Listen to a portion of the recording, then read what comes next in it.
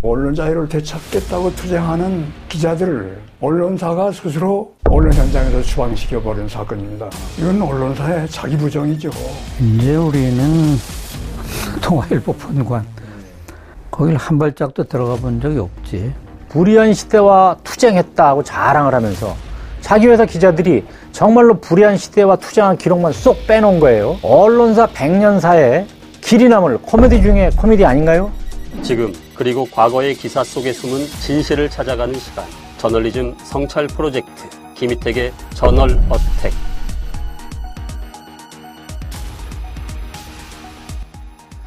안녕하세요, 김희택입니다. 지난 시간에 이어서 이번 시간에도 조선동아 100주년 특집으로 이어가겠습니다.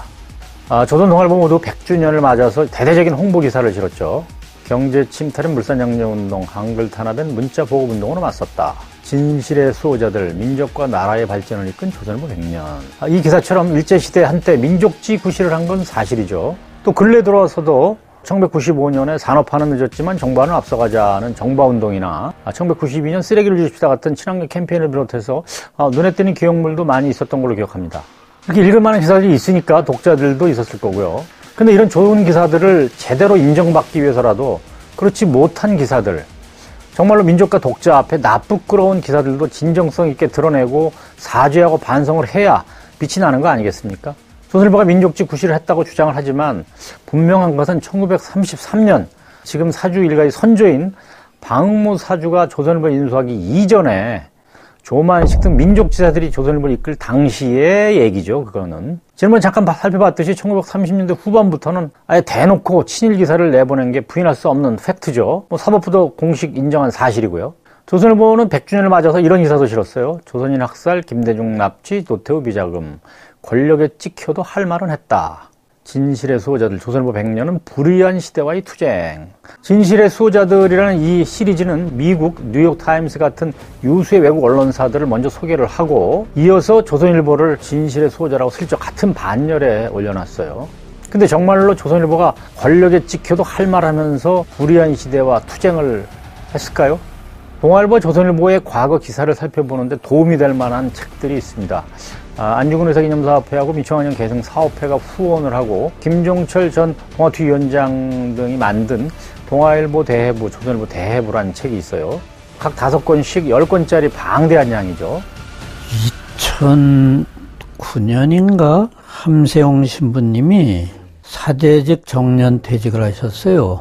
어느 날 나를 만나자고 그러시더니 당신께서 몇십 년 사죄를 하면서 퇴직금을 받으셨다. 9천만 원을 받으셨다는 거야. 엄청나게 큰 돈이었지. 이것을 좋은 사업에 쓰면 좋겠는데, 그래서 내가 조선동아가 저렇게 민중과 민족을 배신하고 속이는 일을 오래 하는데, 그럼 몇 명이 팀을 만들어서 동아일보, 조선일보를 해부하는 책을 만들겠습니다. 그래, 저 책을 만든 거지. 문영희 선배라고 동아투위, 강기석 씨가 같이 했나? 경향편집국장 하던 김광원, 동아일보 후배였지. 그 넷이 같이 썼지. 1년 반쯤 걸렸는데 내 생각에 석 달에 한 권은 썼던 것 같아. 또 이걸 토대로 해서 자유언론실천재단이 올해 펴낸 조선동아 100년을 말한다라는 책도 있습니다. 언론 자유를 위해 50년 가까이 지치지 않고 투쟁을 해온 주역들이 직접 집필했다는 점에서 특별한 의미가 있다고 생각이 됩니다. 광주시민 2번 죽인 조선일보, 신군부 충실한 대변인 동아일보, 100년을 말한다에 나오는 대목인데요. 조선일보는 1980년 5월 22일자 지면에 광주 사태라는 표현으로 처음으로 보도하면서 온통 욕 날조된 계엄사 발표를 치웠다. 광주 시민을 폭도로 매도하면서 난동이 계속되고 있다고 주장한 것이다. 광주 시민의 저항을 폭동으로 전하고 진업군의 잔악행위 내용은 근거 없는 유언비어로 소개했다. 나중에 주필이 된 김대중 기자의 광주루법, 무정부 상태 광주 일주는 조선의 광주 왜곡 보도의 결정판이었다. 이렇게 돼 있고요. 동아일보는 1980년 5월 31일 신군부 계엄사가 10일 동안 국민을 상대로 사륙전을 벌인 이른바 광주 사태의 전모를 발표했을 때 발표 전문을 그대로 받았었다. 광주 시민이 폭도로, 광주 항쟁이 난동 혹은 폭동으로 명시되어 있었다. 또 광주 항쟁의 배후를 북괴의 간첩과 김대중으로 적시한 것도 그대로 받았었다. 그 뒤에는 민주시민을 학살하고 집권한 전두환을 의리와 정직의 지도자라고 치켜세웠죠. 그리고 50 내내 정권을 찬양하는 기사를 내보냈어요. 동아일보도 크게 다르지 않았고요. 새 시대의 기수 전두환 대통령. 조선동화 100년을 말한다의 평가는 이렇게 이어집니다.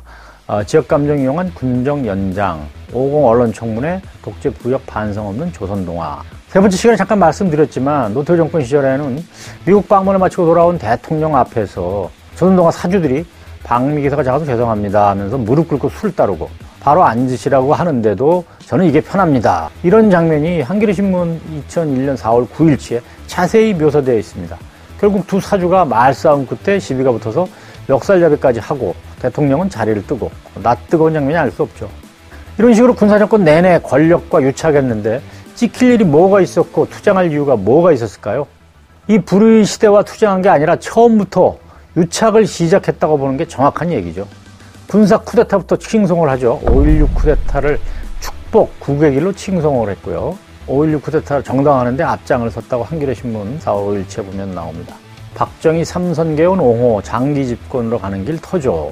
1인 독재체제 유지와 장기 집권을 위해서 무고한 국민을 마음대로 고문하고 폭행하고 언론 자유를 틀어막던 시대에는 또 이렇게 정권을 찬양을 했어요. 가장 적절한 시기에 가장 적절한 조치라고 유신을 찬양을 한 거죠. 조선일보 사설이에요. 근데 무엇보다 말이 안 된다고 생각하는 거는 불의한 시대와 투쟁했다고 자랑을 하면서 자기 회사 기자들이 정말로 불의한 시대와 투쟁한 기록만 쏙 빼놓은 거예요. 100년사를 정리한다면서 자유언론을 지키기 위해 동아일보하고 조선일보 기자들이 거리로 쫓겨나면서 투쟁한 역사를 한마디도 언급하지 않았어요. 그러면서 시대와 투쟁 운운하는 거야말로 언론사 100년사의 길이 남을 코미디 중에 코미디 아닌가요?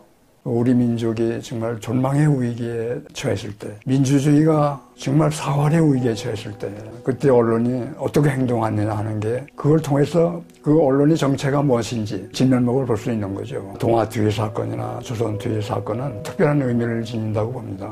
언론의 자유가 굉장히 언론사는 중요한데, 언론의 생명이라고 할 수 있는데, 근데 언론의 자유를 빼앗겨가지고 언론 자유를 되찾겠다고 투쟁하는 기자들을 언론사가 스스로 언론 현장에서 추방시켜버린 사건입니다. 이건 언론사의 자기 부정이죠. 올바른 언론사 사주라면 기자들과 더불어 함께 싸우는 것이 올바른 거 아닙니까? 그렇게 해야 되는 거 아니에요? 그게 정 어려우면 언론자를 위해 투쟁하는 기자들을 권력이 탄압할 때 언론사 사주나 경영진이 나서서 그걸 방어해주고 보호해줘야 되는 게 난 언론사 사주가 해야 될 당연한 의무라고 봅니다. 언론사의 간부들도 마찬가지고요. 근데 그거를 언론 사주가 권력하고 결탁해가지고 언론 현장에서 추방시켜버린 거예요. 동아일보의 경우에는 이제 1974년 3월 10일에 한국 언론 사상 최초의 이제 노동조합을 만들고 그 10월 24일 날 자유언론 실천선언을 한 것이 정의 정권에 대한 그 정면 도전이었는데 당시 사주들이나 간부들은 뭐 필사적으로 막으려고 그랬지만 그게 상당히 거창한 운동이 돼서 노동조합은 뭐 그 법의 노조였지만 단결력이 굳었고 외신에도 많이 나가고 이건 세계 언론사상 보기 드문 어떤 혁명운동적인 일이다. 75년 3월 10일부터 노조위원장 이렇게 해임하기 시작해가지고 거기 항의하는 농성을 하니까 3월 17일 새벽에 이제 무려 한 동아일보 편집국 기자, 출판국의 그 신동아, 여성동아, 출판연간 기자, 동아방송 PD, 아나운서, 기술인 이런 식으로 농성하던 사람 130여 명을 이제 그 폭력배들 동원해서 밖으로 몰아냈는데 결국은 112명이 남은 게 지금 동아투이, 동아자유언론 수호투쟁위원회. 그게 바로 이제 3월 17일 날 쫓겨나서 세계 언론사에서 볼 수 없는 대량 해직이 된 거고, 이제 우리는 그 이후에는 정말 그 지금 일민미술관이라고 그러나? 동아일보 본관. 거길 한 발짝도 들어가 본 적이 없지. 당시 동아일보의 경우에는 기자의 절반가량, 5년차 이하 현장 핵심 인력의 3분의 2 정도가 제작 현장에서 배제되고 결국 해직됐던 거죠. 아무리 독재 시대라 해도 상상을 초월하는 일인데 동아일보와 조선일보 100주년 기획물 어디에서도 이런 얘기는 찾아볼 수가 없습니다. 민주화 이후라고 달랐을까요? 이것을 한번 보실까요? 세상이 광우병 괴담에 휩쓸릴 때 팩트의 방파제를 쌓았다. 진실의 수호자들 팩트로 괴담에 맞선 조선일보. 정말 그런가요? 2008년 4월로 한번 돌아가 보죠. 이명박 정부가 미국과 쇠고기 수입을 재개하는 협상을 하면서 일본 등하고 달리 뇌나 머리뼈 같은 특정 위험물질 부위까지 모두 수입을 허가하는 내용으로 검역 조건을 대폭 완화하는 굴욕적 협상을 했어요. 그러니까 중고생들까지 시위 현장에 나설 정도로 국민적인 분노가 치솟았고 대대적인 촛불 시위까지 벌어졌던 거죠. 그래서 결국 정부가 6월 달에 재협상에 나서서 특정 위험물질을 제외했던 거고요. 이렇게 괴담 때문이 아니라 정부의 다대주의적이라고 그럴까 굴종적인 협상 태도에 분노를 한 것이 촛불 시위의 본질이죠. 근데 조선일보는 당시부터 마치 정부는 아무 잘못도 안 했는데 시민들이 괴담에 휩쓸려서 촛불 시위에 나선 것처럼 호도했어요. 그래놓고 100년사를 정리하는 마당에까지 진실의 방파제에 논하면서 이 사례를 들고 있으니까 참 어처구니 없네요. 이번엔 이 칼럼 한번 보실까요? 대선 여론 조작 목적이면 332사이트 골랐겠나. 1500만 방문 네이버 놔두고 6만 명 친여 네티즌과 상대. 대북 심리전 설명 왜 못 믿나. 조선일보 2013년 4월 24일치 기사인데요. 2013년 국정원 댓글 조작 사건으로 온 나라가 들썩일 때 쓴 거예요. 이례적으로 김영 칼럼을 일면에 배치하면서까지 국정원의 댓글 공작을 대놓고 옹호하고 나섰죠. 세월호 참사 진상규명을 요구하는 유가족들이 시위하고 단식농성할 때는 천안함 유족 보상금하고 비교를 하면서 유족들이 마치 돈을 더 받기 위해서 항의 시위하는 것처럼 그렇게 매도를 했어요. 국민들의 피로증을 강조하는 기사를 여러 차례 내보내고요. 참사 당일 박근혜 대통령이 7시간 행적을 놓고 비난이 고조될 때는 이미 배가 기울어진 뒤라서 구조 못한 책임을 박 대통령에게 물을 수 없다. 그런 칼럼과 사설도 내보냈고요. 최순실 국정농단의 결정적 물증이 될 의상실 영상을 찍어놓고도 내보내지 않다가 JTBC가 태블릿 PC를 보도하자 뒤늦게 내보낸 적도 있었고요. 이렇게 보수 정권 내내 대놓고 정권을 편들어줘 놓고 진실의 수호자 운운하는 게 스스로도 낯뜨겁지 않을까요? 조선동아 등 보수 언론들은 독재 정권 시절 권력의 굴복 또는 유착해서 사세를 유지 확장해왔습니다. 간첩 조작, 용공 조작까지 받아쓰게 하면서 수없이 많은 왜곡 보도, 편파 보도를 해왔죠. 요즘 숱하게 나오는 고문에 의한 재심 무죄 사건들, 대대적으로 대서특필하면서 정권의 공안 통치에 적극 부역해온 조선동아 같은 보수 언론들은 과연 잘못이 없을까요? 폭정과 반인권 사건을 유신편에서 보도. 대법원 판결 후 24시간도 안 돼 8명의 사형을 집행한 인혁당 사건에 대해서 조선일보는 중앙정부 발표를 그대로 옮겼었고 불순 세력의 학원 침투라는 사설도 발표 내용을 모두 사실로 인정하면서 이들을 내란을 모의한 반정부 집단으로 매도했다. 동아일보 역시 이 사건을 중앙정부 발표를 그대로 받았었다. 일면에 폭력 데모로 노동정권 수립 기도, 청와대 등 점거 계획 이런 제목으로 국민과 독자를 겁먹게 했으며 사설도 가공할 음모를 미연에 방지할 수 있게 된 것이 다행이라고 독재정권 편에 서 있음을 분명히 했다. 이렇게 돼 있어요. 국가인권유린 철저히 외면한 조선과 동아일보 부천서 선거문 사건. 조선일보는 검찰 수사 결과가 발표된 1986년 7월 17일자 사회면 머리에서 성적 모욕 없고 폭언 폭행만 했다는 검찰 발표문을 제목으로 뽑았고 부천서 사건 공안당국 분석이라는 제목의 기사에서 성까지 도구화한 사건이라는 검찰 주장을 그대로 실었다. 동아 역시 7월 17일 사회면 머릿기사 제목은 검찰 성적 모욕 없었다 발표, 폭언 폭행 사실만 인정.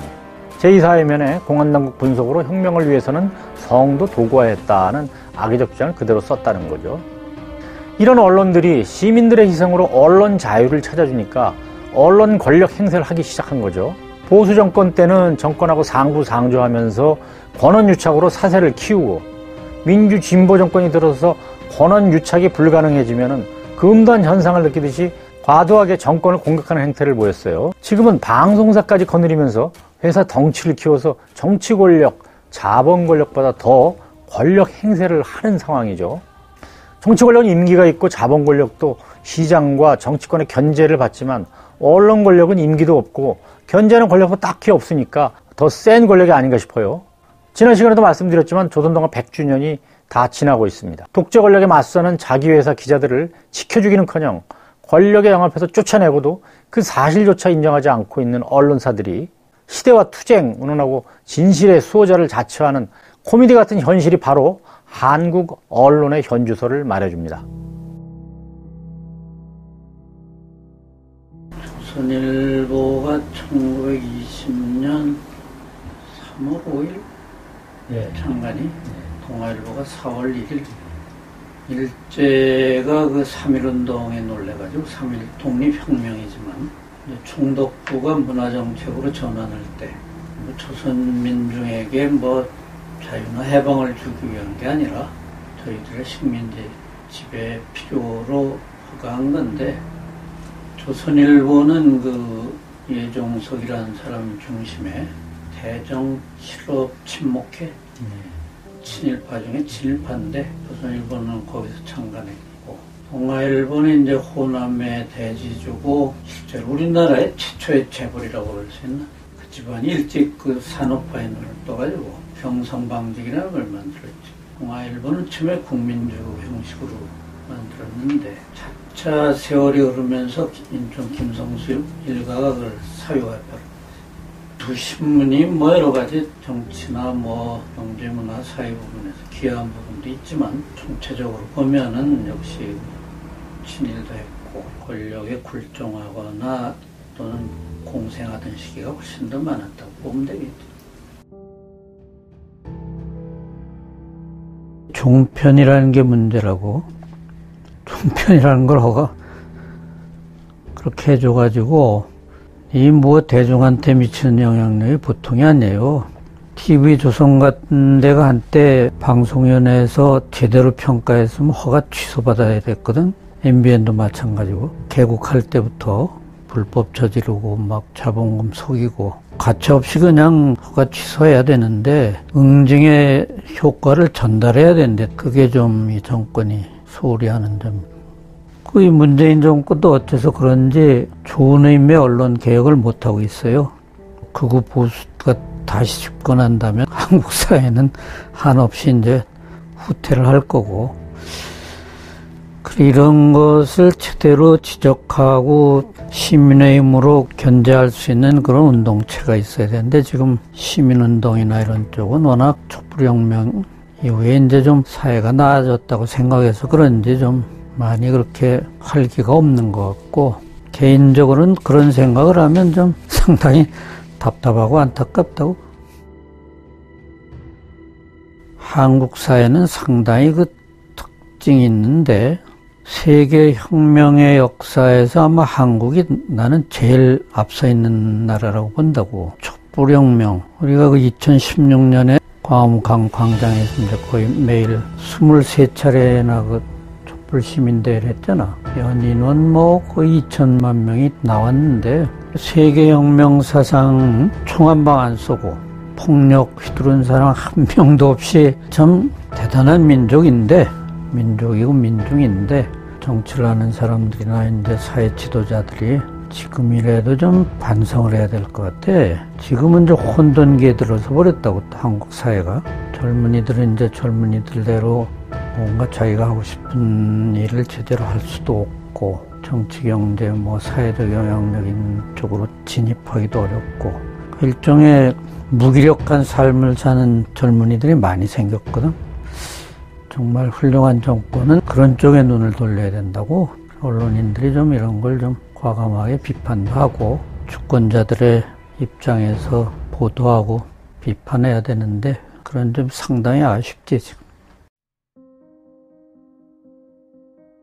왜 그렇게 여러 시민단체가 참여했느냐. 조선일보와 동아일보가 지닌 문제가 우리 국민들 사이에 보편적으로 광범위하게 문제가 되고 있기 때문이라고 보거든요. 일제시대에는 우리 민족이 존망의 그런 위기에 처했을 때 민족을 배신하고, 박정희 전두환 군사독재 때에는 그걸 찬성하고 민주주의 해치는 그런 역할을 한 과거의 그런 역사가 단절되지 않고 계속되고 있기 때문이라고 봤던 거거든요. 얼마나 큰 범죄를 저지른 겁니까? 진정으로 참여해야 마땅하죠. 근데 뭐 그런 과거에 대해서 반성하지 않는 거는 해방된 후에도 그랬고, 박정희 전두환 궁세 독재가 끝난 후에도 그랬고, 한마디도 그런 진지하게 사죄하고 반성한 적이 없습니다. 특히 조선일보의 경우에는 신문을 만들고 있는 사람들의 사고방식이 50년 전에 극우, 냉전 이데올로기에 사로잡혀 있는 것 같아요. 반세기 전의 사고방식을 가지고 있으니까 우리 사회와 역사의 발전에 걸림돌이 되는 거죠. 보수를 하더라도 그 시대에 맞는 보수를 해야 되는데, 조선일보를 볼 때마다 이 신문은 이성을 가지고 신문을 만드는 것이 아니라 어떤 적대감과 증오심을 가지고 신문을 만드는 게 아닌가, 그런 느낌을 받을 때가 많이 있어요. 국민들 사이에 끊임없이 분열을 조장하고 증오를 조장하고 이런 사고방식을 가지고 있으니까 논조가 극단으로 치닫는 겁니다.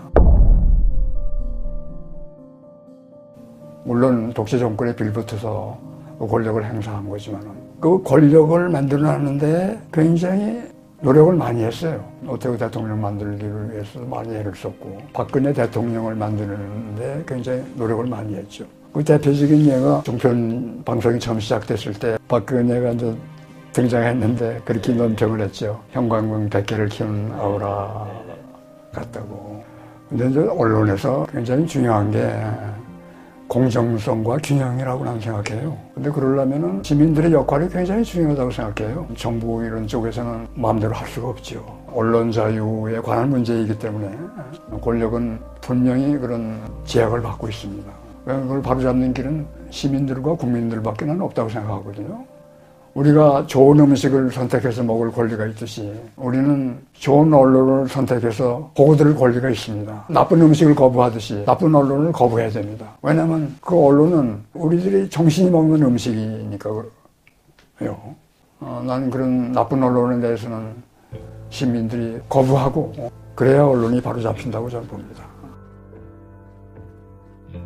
언론사의 기자는 어떤 회사의 종업원이 아니지 않습니까?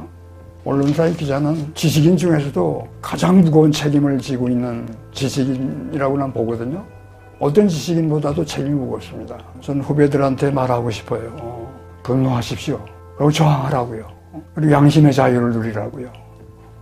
두려워하지 말고 용기를 가지라고요. 그런 말을 좀 전하고 싶습니다. 조선동화 종사자들을 비롯해서 후배 언론인 모두 새겨들을 말씀이 아닌가 합니다. 올해는 조선동아일보 100주년이었습니다. 연말에 3차례 특집 형식으로 보내드렸는데 잘 보셨는지 모르겠네요. 올 한 해 저널어택을 성원해 주신 여러분께 깊이 감사드립니다. 새해에는 좋은 소식이 많아지기를 여러분과 함께 기원하겠습니다. 여러분 성원해 주셔서 고맙습니다.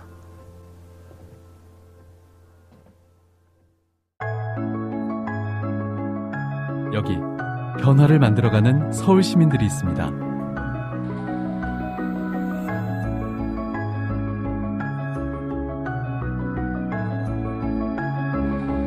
서울시가 만들어가는 2020 도시전환맵 프로젝트.